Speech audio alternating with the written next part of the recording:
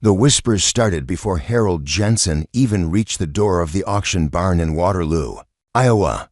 Somebody said his name like it was a joke, soft enough to deny, loud enough to spread. "Poor old Harold," they muttered, the man with the patched overalls and the truck held together with rust and duct tape.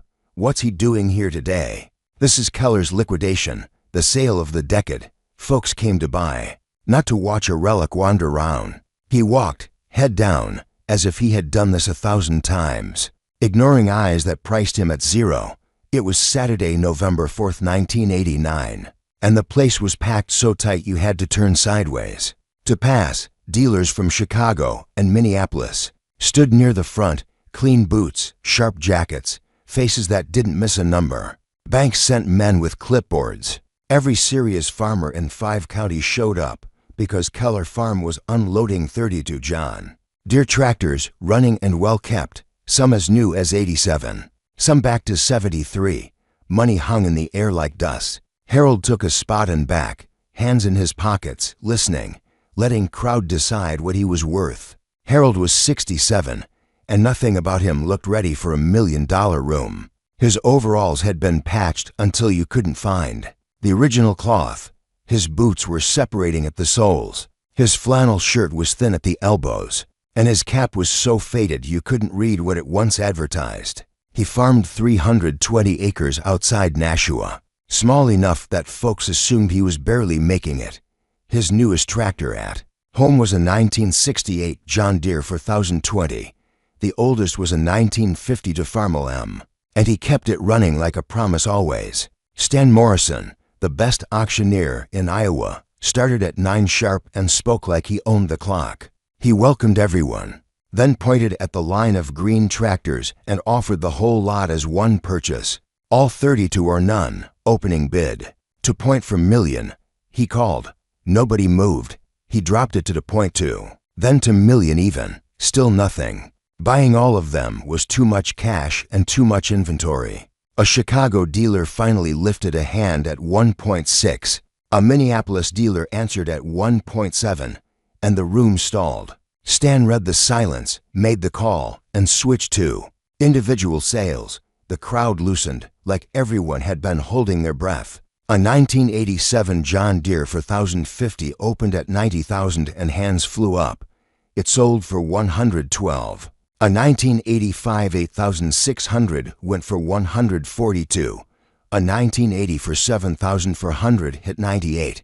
Prices stayed strong, and the talk got louder as the totals climbed. Harold stayed in the back, not bidding, not moving, watching with quiet eyes. By noon, 18 tractors were gone, and the board showed 1.9 million. Lunch break, back at 1. Outside, food trucks lined the gravel and men compared notes. Over chili dogs and cups of coffee. Harold didn't join them. He walked to his truck, that same pickup, climbed in and unwrapped the sandwich he'd brought from home. He drank from a thermos and stared out the windshield without looking at anyone in particular. 2 farmers passed close enough that he could hear every word. "Look at that heap," one said, laughing, surprised it made it here. The other added, "Harold probably can't afford a hot dog, much less a tractor." Harold chewed, swallowed, and didn't turn his head. At 1 p.m. the chant of numbers started again. Tractor 19, a 1980 to 4040, opened at 70,000 and jumped to 90 before Stan's voice even warmed up. Tractor 20, a 1980 40, sold for 84. Tractors 21 through 28 went fast, averaging 78, and people began acting like the day was already decided. Harold stayed where he was, hands still, face still. The kind of stillness that looks like defeat if you don't know better. By 3 o'clock only 4 tractors remained, the older ones. The ones nobody wanted to brag about or own later. Sitting in his truck, Harold felt the pinch of being seen and not being known. All his life people had read his boots and stopped there. He could have bought new ones, could have painted the truck, could have worn a jacket like the dealers, but none of that made corn grow. He ate his sandwich because there was no rush. What mattered was the numbers, the ones nobody could guess by looking. He wiped his hands on a napkin and stepped into the barn like he belonged. because he did. He nodded at Stan, then found his spot again. From the back, Harold could see patterns other men missed. Dealers bid early and fast, trying to scare off locals, then eased when the price hit their limit. Farmers bid in pauses, doing math in their heads, thinking about feed bills and bank notes. Stan kept the pace high so nobody had time to second guess. 70, 75, 80, 85, 90, sold. He rattled off. Each sold landed like a door closing. Harold watched faces more than tractors. He saw who leaned forward, who looked away when pride lost his sense. Nobody looked at him and suited him, near him. To neighbors whispered about payments and winter. One said he'd promised his wife no more loans. The other said he needed a tractor but couldn't bid against the dealers. Harold heard it and understood the tightness when you want a tool and the price climbs beyond what you can admit. He watched the ring, measuring people more than machines. When a tractor sold, the winner smiled.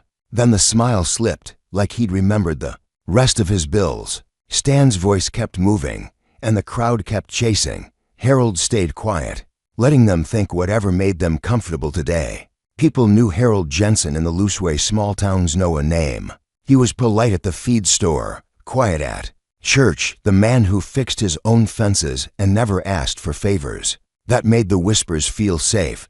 He wasn't the type to snap back. Some said he was stuck on 320 acres because he couldn't grow. Some said he had to run iron from the 60s because he was drowning in debt. Nobody had looked at his books and nobody had asked. They filled the gap with a story that matched his clothes perfectly. After lunch the sale rolled on and the totals climbed. 70, 80, 90, sold. Dealers grabbed what locals hesitated on. Each winner looked around to see who noticed. Harold noticed, but never reacted. He stayed at the back wall, shoulders relaxed, eyes steady, the way a person looks when he is waiting for something specific and refuses to be rushed. More than once someone glanced at him, expecting him to drift out with the losers. And each time he was still there. Stan's chant kept people moving. And the barn sounded like a cash register that didn't stop ringing today. Harold had been in rooms where men decided what a person was worth. He knew what it felt like to walk in with nothing but a name and be measured by what you wore. Coming back from Korea, he owned little more than a few dollars and a stubborn plan. He learned to stay quiet and let time do the arguing. Time did it, year after year. One crop at a time, one repair at a time, one choice not to buy what he didn't need. Standing there now, he could hear Albert Peterson telling him to ignore the noise. By mid-afternoon the auction had become a rhythm people trusted. Stan called, hands rose. Numbers climbed and paperwork slid across clerk's table. A bank representative checked names, deciding who looked safe and who looked risky. As if a face could tell you that. Dealers joked, thinking about resale. Local farmers sounded calm. Every time Stan said sold, someone lost a chance and someone gained a problem. Harold watched the bank man more than the tractors. He watched how people changed when money was close, how fast kindness disappeared when a bargain appeared. He didn't judge them. He remembered it all. As the afternoon wore on, the easy money tractors were gone and the air changed. The crowd was still big, but the energy thinned. Men checked watches, dealers stepped outside to take calls. Farmers who had lost earlier found excuses to leave. Stan moved to older units, and his tone had to work harder to pull bids. A 1976 for 1030 drew a few hands. A 197 for 4030 drew fewer. Harold watched without blinking. He wasn't chasing the shine. He was watching what happened when the shiny choices disappeared. Because that's when you see who is desperate and who is patient. Tractor 31, the 1973 John Deere for 1020, came up and the barn barely reacted. Stan opened at 35,000 and only to hands rose. They pushed it to 42 and stopped. Sold, Stan said, and the winner didn't cheer. He nodded like he'd bought a year of work and a year of worry. People clapped out of habit, then stopped. Coats came out. Conversation shifted to supper and the drive home. Harold stayed where he was, but his attention tightened. He watched Stan's eyes slide to the last tractor, and he felt the room getting careless again. At the payment table, Sarah, the young clerk, had been writing names and totals all day. She saw confident men win tractors and then argue about checks. She saw dealers pay fast and demand extra paperwork when Harold bought nothing. She didn't look twice. But as the end neared, she noticed him still standing in the back, like he was waiting for something only he understood. She watched him for a moment, then looked away, embarrassed that she cared. Still, the question stuck. Why would a man who looked like he had nothing spend his Saturday here just to listen? Stan cleared his throat and announced Tractor 32, another 1973 John Deere for 1020. Reliable but not flashy. Opening bid, $35,000. The local farmer raised his hand, quick, like he was afraid someone might beat him. Stan nodded and scanned for 40. Silence. The room knew this moment, when nobody wants to spend more and everyone wants to go home. A couple of men smirked, pleased they'd bought earlier. Harold stood behind them, face flat, watching Stan's eyes, watching the local bidder's jaw tighten, watching the crowd relax soon. He knew how this would end if nothing changed. Stan tried again, like he was begging the room to stay awake.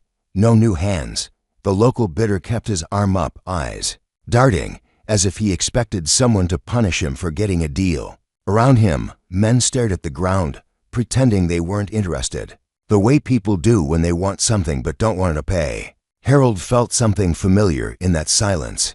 A moment when the crowd decides who gets to have hope. He hadn't come to buy excitement. He'd come for a decision. He shifted his weight, took a breath, and watched Stan lift. The older tractors came next, and the swagger in the crowd faded. Tractor 29, a 1976 for 1030, opened at 40,000 and sold at 52. Tractor 30, a 197 for 4030, sold at 48. Tractor 31, a 1973 for 1020, opened at 35 and crawled to 42 with only the bidders. People started gathering their coats. Stan took a breath and announced the last one, Tractor 30 to a 1973 for 1020. A local farmer lifted his hand for 35,000. Stan called for 40. Nobody answered. Going once, going twice, everyone assumed day would end. Stan leaned forward, voice dropping the way it does when a room is about to settle. 35,000, going once, he said, and the local bidder looked relieved. 35,000, going twice. A few men already turned away, ready to beat traffic. Harold didn't turn away. He hadn't moved all day, but his weight shifted on his heels like he was making a decision. He had listened to every bid, watched every dealer smile, watched every farmer flinch when the numbers climbed. Stan lifted the gavel for the final call. In the back, a hand began to rise. The hand kept rising even as Stan's gavel hovered. And for a half second the room didn't register what it was seeing, because everyone had already decided how this would end. Then Stan saw it, paused, and leaned forward. Sir, you're bidding, he said, not unkindly, just surprised. Harold Jensen's arm was up, steady, no shake, no drama. Yes, Harold said, his voice flat, 40,000.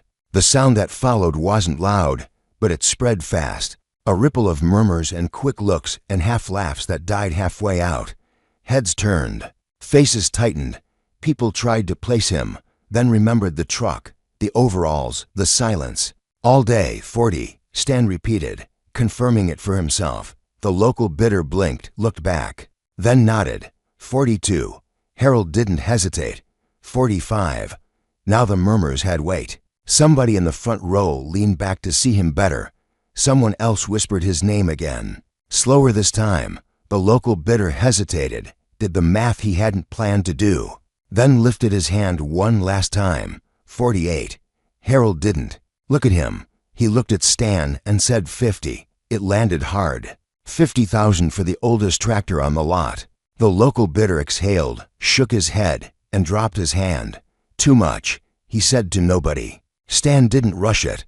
He scanned the room, saw no new hands, and brought the gavel down. Sold. $50,000 to the gentleman in the back. A few claps started, stopped, then started again, awkward, unsure. Stan smiled toward Harold. Sir. Your name, Harold Jensen. Stan wrote it down carefully, like the pen needed extra pressure to make sense of it. Congratulations, Mr. Jensen. See. The clerk for payment. The barn buzzed as people filed out, coats on, conversations loud now, full of guesses. 50,000. Where'd he get that? Maybe he sold land. Maybe he borrowed. Maybe he's not as broke as he looks. Harold stayed where he was for a moment, letting the noise pass through him. He didn't feel triumph. He felt relief, the quiet kind that comes when a plan meets its moment. He walked to the payment table without hurry. Sarah looked up, pulled the slip. Mr. Jensen, you won lot 32 for 50,000. How will you be paying? Cash. She smiled, then froze. Cash is in currency. Harold shook his head slightly. I have a check. That's fine, she said, embarrassed at herself. He took out his checkbook, wrote the number without pausing, tore it clean, and slid it across. Sarah checked the amount, then looked up at him, searching his face for something that wasn't there. You're all set, Mr. Jensen, she said finally. Tractor's yours. As he turned to leave, she stopped him, curiosity winning. Mr. Jensen, can I ask, why that one? It's the oldest here. You could have bid on the newer tractors earlier. Harold smiled, a small one, more for himself than for her. Didn't want the newer ones, he said. Just needed one good for 1,020. He walked out into the cold afternoon while people watched him go, trying to reconcile what they'd seen with what they thought they knew over the weekend. The auction became the story everyone told a little differently. By Monday morning, it had hardened into a rumor that grew every time it was repeated. Harold Jensen bought a tractor for 50,000 cash. Some said 45, some said 60, some said he'd paid with a sack of bills. Harold didn't hear any of it. He was up early, like always, feeding livestock and checking lines. Then, he drove back to Waterloo, parked the same truck in the same lot, and walked into the auction office like it was just another errand. Sarah looked up from her desk and recognized him immediately. Mr. Jensen, she said, surprised but smiling. Can I help you? I want to buy more tractors. She laughed, thinking he was joking. We sold them all Saturday. Auction's over. I know, Harold said. Some sold to dealers, right? They'll be reselling them. I want to buy from them. Her smile faded. Which tractors? Harold reached into his pocket and pulled out a folded piece of notebook paper, written in pencil, careful and small. He unfolded it and slid it across the desk. Numbers 1 through 31. Every tractor except the one he'd already bought. Sarah stared at the list, then at him. You want all of them? Yes. What would that cost? She leaned back, trying to slow her breathing. Mr. Jensen, the dealers paid around $2.8 million total. They'll mark them up at least 20%. You're looking at 3.4 to 4 million. Plus the 50 you paid Saturday. Call it 3.5. She watched his face for a reaction and saw none. Can you contact them? Harold asked, calm. See if they'll sell. She hesitated, then asked the question she couldn't keep in anymore. Sir, do you actually have $3.5 million? Harold reached into his overalls and pulled out a folded bank statement. First Federal Bank of Waterloo. He placed it on the desk and smoothed it flat. Sarah's eyes went to the balance first, then back to the name. $11,240,000. Her hands shook as she picked it up. This is your account. Yes, I can pay cash for all 31, plus the one I bought. I want all 30 detractors. She set the paper down like it might burn her. Why? Harold didn't answer right away. He looked at the wall, then back at her. Because I need them. She almost laughed again, caught herself. For what? You can't possibly need 30 detractors. Harold smiled, the same small smile. Not for me, for others. Can you contact the dealers? Sarah nodded slowly, like her head was catching up to her thoughts. I can try. By Tuesday afternoon she'd reached all 7 dealers who'd bought tractors, explained the situation without embellishing, and waited for disbelief to pass. Every single one agreed to sell. Average markup was 18%. Total price, $3,180,000. When Harold returned Wednesday morning, he brought his banker with him. They sat at a table with Sarah and the dealers. Representatives. The banker slid a cashier's check across the table, neat and final. $3,280,000, made out to the dealers collectively. The room went quiet. There was no bargaining, no delay, no need for another signature. It was done. Combined with the tractor he'd bought Saturday, Harold Jensen now owned all 30 detractors from the Keller auction. Total paid $3,330,000. Sarah finally asked the question everyone had been thinking. Since Monday, Mr. Jensen, what are you going to do with 30 detractors? Harold didn't hesitate this time. Give them away. The words hung there heavy and strange. Give them away to who? Young farmers, he said. People starting out. People who need equipment but can't afford it. People like I was 45 years ago. Nobody spoke. 45 years ago, Harold continued. I was 22, just back from Korea. I had nothing. Wanted to farm but had no money for equipment. An old farmer named Albert Peterson gave me a tractor. A 1948 Farmel H said, pay me when you can. I farmed with that tractor for 6 years, saved money, paid him back. That gift changed my life. Now I want to do the same, so you're giving away over $3 million in tractors, someone asked, still not believing it. I'm giving away opportunity, Harold said. Same opportunity Albert gave me. These tractors will go to 32 young farmers who need a start. They'll pay me when they can or not at all. Doesn't matter. I have more money than I'll ever spend. I'd rather use it to help people than let it sit in the bank. Word spread fast. By Thursday, everyone in Black Hawk County knew Harold Jensen wasn't what he looked like. By Friday, the newspaper ran the story. Local farmer buys $3.3 million in equipment to help young farmers. It laid out his background. How he'd farmed 320 acres his whole life, never expanded, bought used equipment, fixed everything himself, lived on next to nothing. It explained how he'd saved aggressively for decades and invested wisely, building over $11 million without anyone noticing. People read it twice, then looked at their own assumptions with new eyes. Applications poured in. Over 200 young farmers applied within 3 days. Harold read every one himself. He chose 32.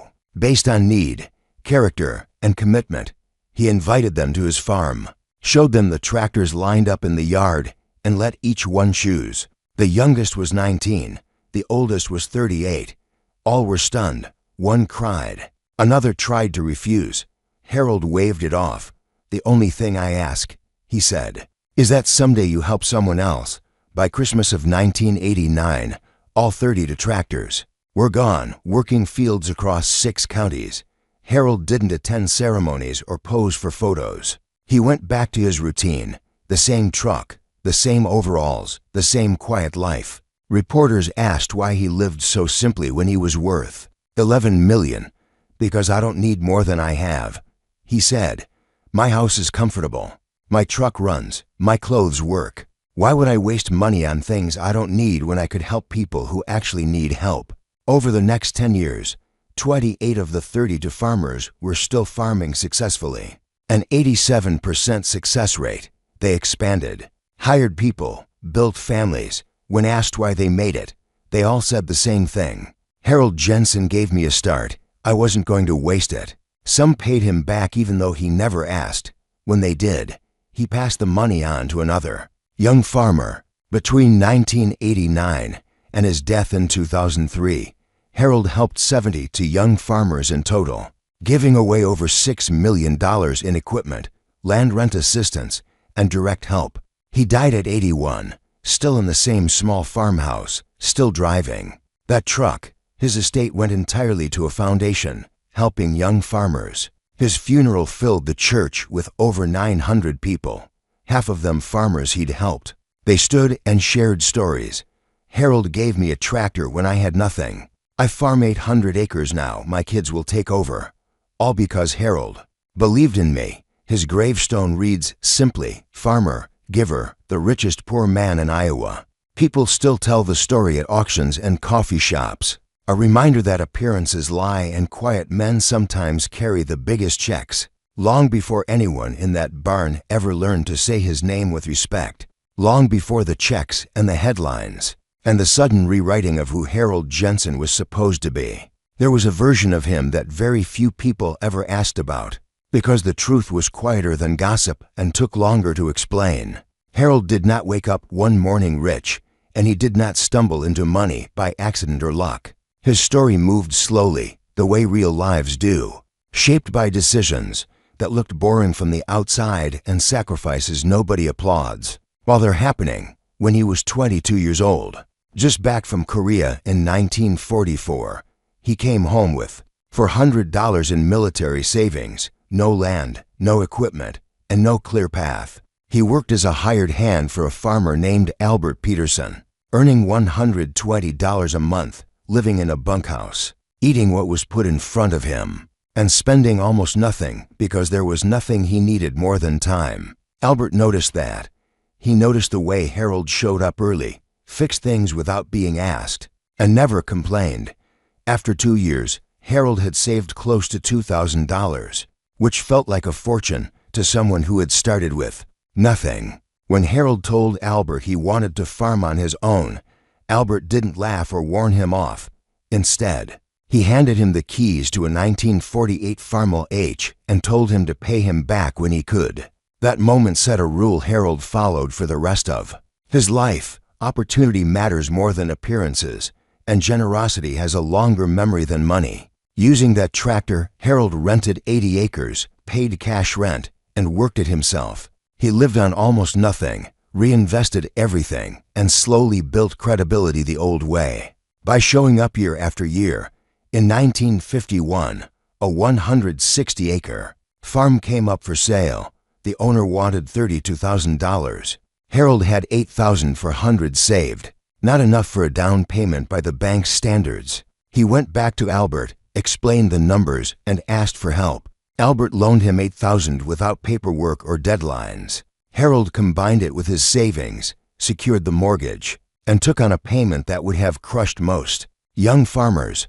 $173 a month felt enormous then. Harold worked winters at a meatpacking plant, lived on $60 a month, and sent everything else to the bank. By 1959, 8 years later, he had paid the farm off completely. He was 37 years old, owned 160 acres free and clear, and had learned that debt was a tool that demanded respect, with no land payment. His finances changed fast. Farming income rose to $12,000 a year. His living costs stayed under $1,000, and the rest went into savings. He didn't celebrate. He didn't upgrade his life. He stayed where he was and watched his margin grow. In 1962, another 160 acres became available. Harold paid cash, $28,000 saved over 3 years. Now he owned 320 acres, the same number he would farm for the rest of his life. He never expanded further, not because he couldn't, but because he understood his limits and didn't want to trade stability for ego.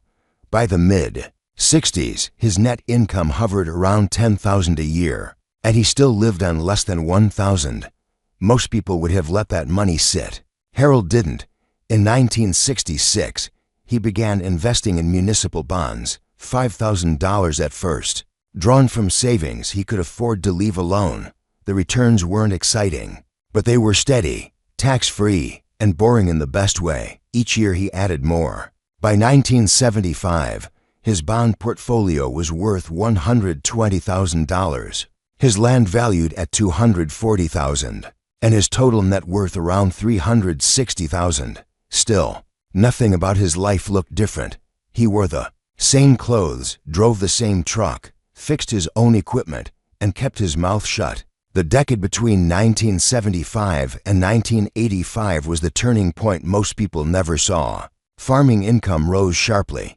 Harold grossed between $40,000 and $60,000 a year, netted $25,000 to $35,000, and continued to live on around $1,200 annually. He invested the rest, expanding into dividend stocks alongside bonds, compounding quietly while neighbors bought newer machines and larger houses. By 1985, his investment portfolio was worth $640,000. His land close to $1 million. Then the farm crisis hit. Neighbors lost land, equipment, and sleep. Harold watched carefully. He had no debt. When land prices collapsed, he didn't panic or gloat. He waited. Between 1983 and 1988, he bought foreclosed parcels at depressed prices, paid cash, and sold them years later when the market recovered. Each transaction added tens of thousands. By November of 1989, the math was simple even if nobody had done it out loud. 320 acres valued at $1.2 million, an investment portfolio worth $8.4 million, cash reserves around $1.6 million, total net worth just over $11 million. Built over 45 years on the same land, with the same habits, living on less than many people spent on car payments.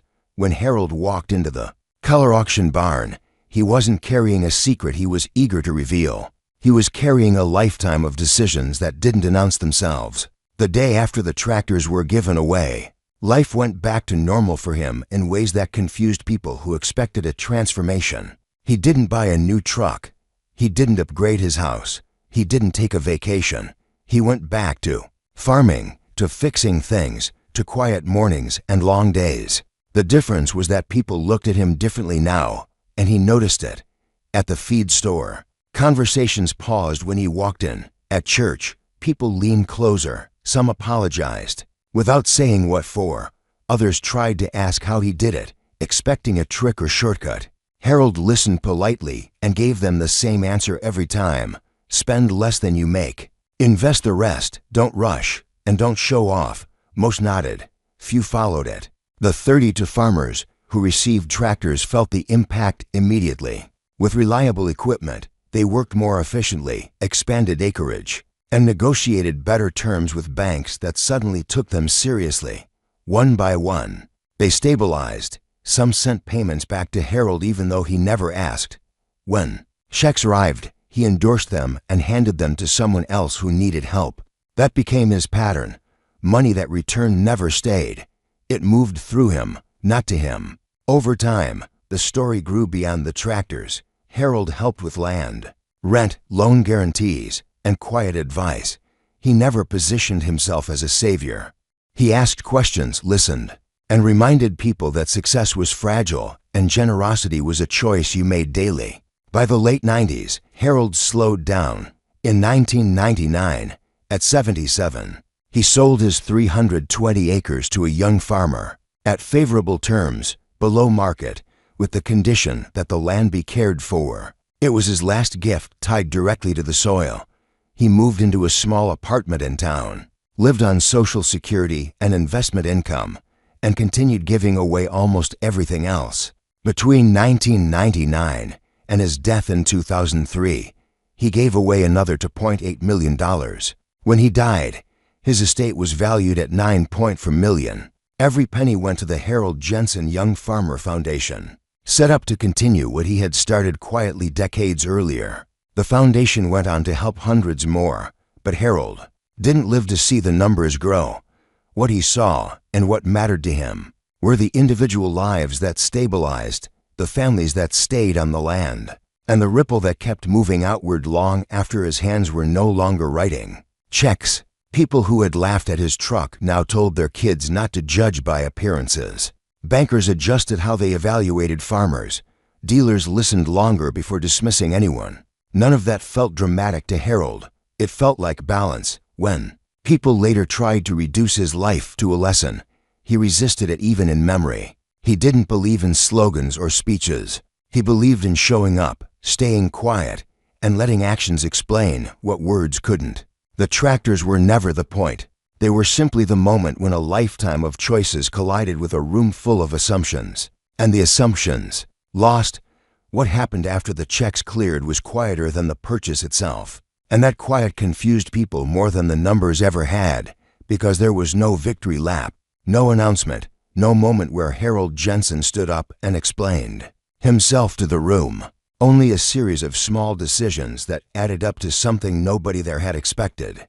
The tractors were delivered to Harold's farm in batches, green lines rolling down county roads behind flatbeds, drivers shaking their heads at the paperwork that said one man owned all of them. and was taking delivery without a single loan attached. They were parked in neat rows on his gravel lot, 32 machines idling in the cold. Paint clean, hours low, all of them ready to work. Neighbors drove by slowly, some stopping at the fence, some pretending not to look, all of them recalculating who Harold was now that the math was public. He didn't invite anyone over to admire them. He walked the line alone, checked fluids, climbed into a few cabs, listened to engines settle, then went inside and made coffee. The real work started with the letters. Harold sat at his kitchen table and wrote by hand, the same way he always did, reaching out to county extension offices, feed stores, and a few people he trusted to spread the word without turning it into a circus. He wasn't looking for winners or dreamers or people with good stories. He was looking for need, commitment, and the kind of patience you only develop when you've been told no too many times. Within days, applications began arriving, envelopes, thick with hope, some typed, some handwritten, some apologizing for asking at all. Harold read every one. He didn't skim. He read the margins, the crossed-out sentences, the places where people admitted fear. He read about rented acres and borrowed machinery, about working nights and weekends, about banks that smiled and said come back later. He read about parents who farmed and couldn't pass anything on, about young families trying to hold on, about women who had been told farming wasn't for them. He didn't rank them by eloquence. He marked names quietly, making notes no one else saw. When he was done, he had 32. He called them himself, one by one, using the phone on the wall, his voice calm, his questions practical. Can you come by next week? Do you farm full-time, or are you trying to? How old are you? What do you need? Most thought it was a joke until he gave directions. When they arrived, they came cautiously, trucks pulled to the side, boots wiped on, mats like they were entering a church. Harold met them at the door, shook hands, and led them out back. He didn't make a speech. He told them what he was doing and why in the simplest terms he could manage. 45 years ago, someone helped me when I had nothing. He said, I want to do the same. Each of you can choose one tractor. It's yours, no payment schedule, no paperwork beyond the title. If you want to pay me back someday, you can. If you can't, that's fine. The only thing I ask is that when you're able, you help someone else. Some of them stared at the ground. Some laughed because they didn't know what else to do. One cried openly, hands over his face, embarrassed until Harold put a hand on his shoulder and told him it was all right. He didn't rush them. He let each person walk the line, climb into cabs, imagine fields they could finally work on time. The youngest was 19, thin and quiet, eyes wide as if the machines might disappear if he looked away. The oldest was 38, worn in the face, careful with every step, like he'd learned not to trust good news. Harold watched them choose and felt something settle in him. This was what the money was for, not the number in the account, but this exact moment, multiplied.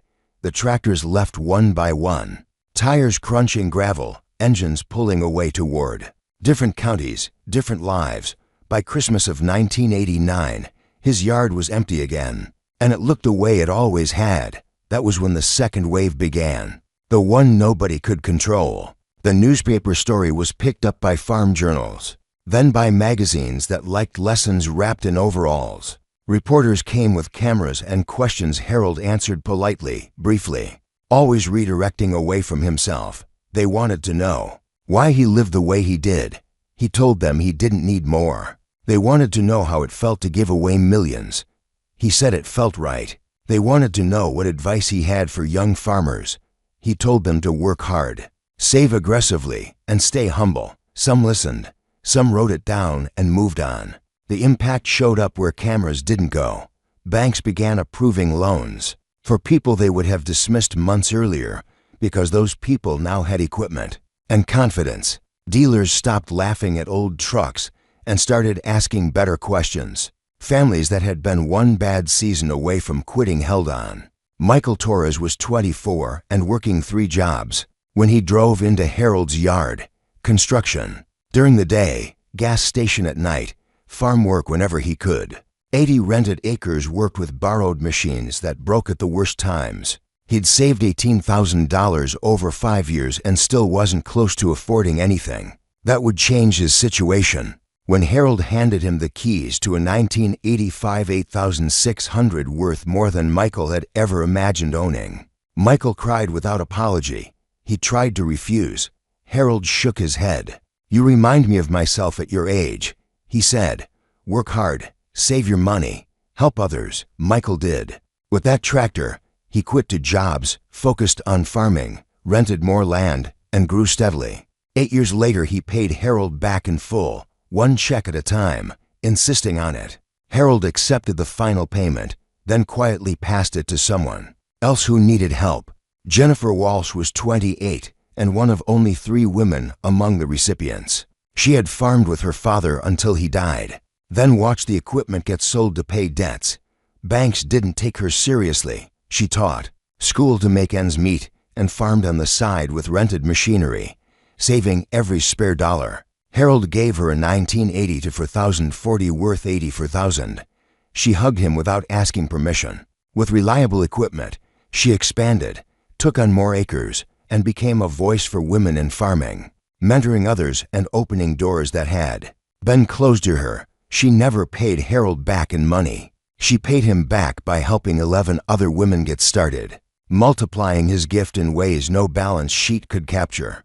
David Kim was 19, the son of Korean immigrant farmers who rented land and scraped by. He worked at a feed mill and took community college classes, dreaming about farming without seeing a path. Harold handed him a 1979 for 1040 and told him to take care of it. David did. He saved, invested, and bought land cash when he could. Years later, he paid Harold back part of the value, insisting, and Harold passed it on again. These stories weren't unique. They repeated in different forms across 6 counties, each one reinforcing the next. Harold didn't track outcomes the way reporters did. He noticed patterns. He noticed who showed up early and who fixed things themselves. He noticed who passed help along without being asked. When people sent him thank you notes, he read them and put them in a drawer. He didn't frame them. As the years passed, the tractors aged, paint dulled, hours climbed, but the effect didn't wear off. 10 years later, 28 of the 30 recipients were still farming successfully, an 87% success rate that far exceeded the norm. Together they farmed thousands of acres, employed dozens of people, and contributed millions in economic activity. They remembered Harold not as a benefactor, but as a man who treated them seriously. When nobody else did, when asked why he chose them, he always said the same thing. They needed a start, and they were willing to work. The rest takes care of itself. Harold continued to live the way he always had, the same truck, the same clothes, the same routines. He didn't stop farming until 1999, when he sold his 320 acres to a young farmer at favorable terms, asking only that the land be cared for. He moved into a small apartment, lived on Social Security and investment income, and kept giving. Between 1999 and his death in 2003, he gave away another $2.8 million quietly to people who needed it and would do something with it. When he died at 81, the church overflowed with people who had been touched directly or indirectly by his choices. Over 900 attended. Half were farmers he had helped. They stood and shared stories not about money, but about moments when someone believed in them. Harold Jensen gave me a tractor when I had nothing. I farm 800 acres now. I have employees. My kids will farm this land. All because Harold believed in me. His gravestone read simply, "Farmer, giver, the richest poor man in Iowa." People still tell the story, not because it proves anyone wrong, but because it reminds them that real wealth rarely looks the way people expect, and that sometimes the quiet man in the back of the room is the one changing everything while everyone else is busy watching the numbers climb. By the time people started talking about Harold Jensen as if he were a lesson instead of a man, he was already gone from the places where lessons get noticed. He had no interest in being a symbol, and if he could have erased the headlines and the retellings, he probably would have. What mattered to him was not how the story sounded when repeated, but what it changed quietly when no one was watching. The years after the tractors were given away passed the same way the years before had, with work done early, decisions made slowly, and money treated like a tool instead of a scorecard. Harold watched the young farmers he helped grow into middle-aged farmers with crews and schedules and worries that had nothing to do with whether they could make it another season. He watched them hire help, buy land, and sit on the other side of desks at banks that once wouldn't return their calls. He watched them struggle sometimes, because struggle never goes away completely, and he watched them survive it because they had something solid underneath them now. When people asked him if he ever regretted giving so much away, he answered honestly, "No, I regret the things I didn't do sooner." That answer confused people who thought wealth was something you guarded. Harold saw it as something that expired if you didn't use it. As the impact of his choices spread, it showed up in places no one could have predicted. In Black Hawk County, farm debt levels dropped relative to assets. Younger farmers took fewer risks chasing scale and more time building resilience. People started asking different questions at auctions and meetings. Not what does he drive, but how long has he been farming? Not what does he wear, but how does he treat his land? One dealer admitted years later that Harold had forced them to change how they did business. "We were judging farmers by their trucks instead of their balance sheets," he said. "We don't do that anymore." Churches used Harold's story in sermons. Schools taught it in economics classes. And parents told it to kids as a warning and a hope at the same time. Be careful who you judge. Be careful how you spend. Be generous when you can. Harold never attended those talks. He kept his distance, not out of bitterness, but because he didn't believe stories did the work. People did. In the final years of his life, Harold slowed down but didn't stop.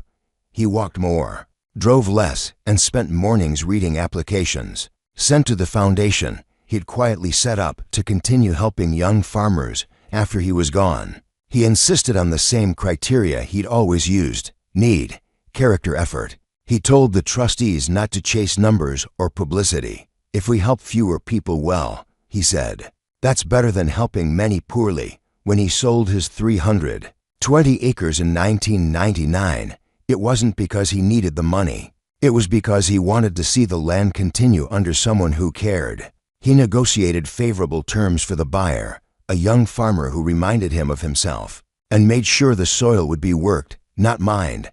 Then he moved into a small apartment, lived on Social Security and investment income, and gave away almost everything else without anyone noticing. Between 1999 and 2003, he distributed another $2.8 million through rent assistance, equipment help, and direct support, always quietly, always without ceremony. When he died at 81, the size of his estate surprised people. One last time, $9.4 million, all directed to the Harold Jensen Young Farmer Foundation. There were no bequests for luxury, no conditions tied to recognition, only instructions to keep doing what he had always done. Help people who are willing to work. Stay quiet. Don't confuse wealth with noise. His funeral filled the church beyond capacity. Over 900 people attended, many standing outside, listening through open doors. More than half were farmers. Harold had helped directly or indirectly. They didn't come to mourn a millionaire. They came to say goodbye to a man who had taken them seriously when nobody else would. One by one they stood and spoke, not about money, but about moments. "Harold gave me a tractor when I was 26 and had nothing. I farm 800 acres now. I employ 3 people. My kids will farm this land." Another said, "I was ready to quit. One machine changed everything." Another said, "I help 3 young farmers now because that's what Harold did for me." The eulogy was given by Michael Torres, now in his 40s. Farming 1,200 acres, steady and sure. He didn't read from a paper. He spoke from memory. "Harold Jensen changed my life," he said. "He changed 72 lives directly, and hundreds more through us. He looked poor but was rich. He lived simple but gave generously. He never asked for recognition, but he earned respect that will outlast all of us." People nodded, some crying, quietly, because they recognized the truth of it.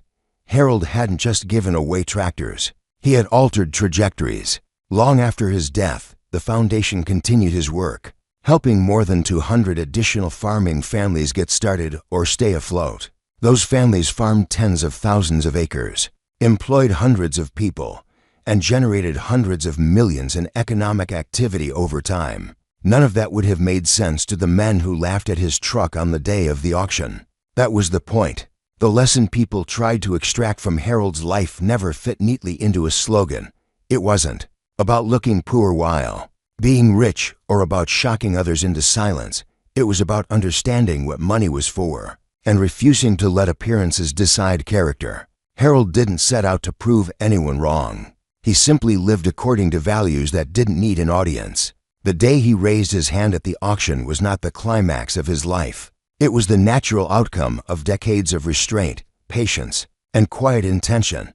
Everything that followed flowed from that same source. When people tell the story now, they often focus on the moment when assumptions met reality and lost. But the deeper truth is less dramatic and more demanding. Wealth, in Harold Jensen's world, was not something you displayed. It was something you carried carefully, used deliberately, and released when it could do the most good.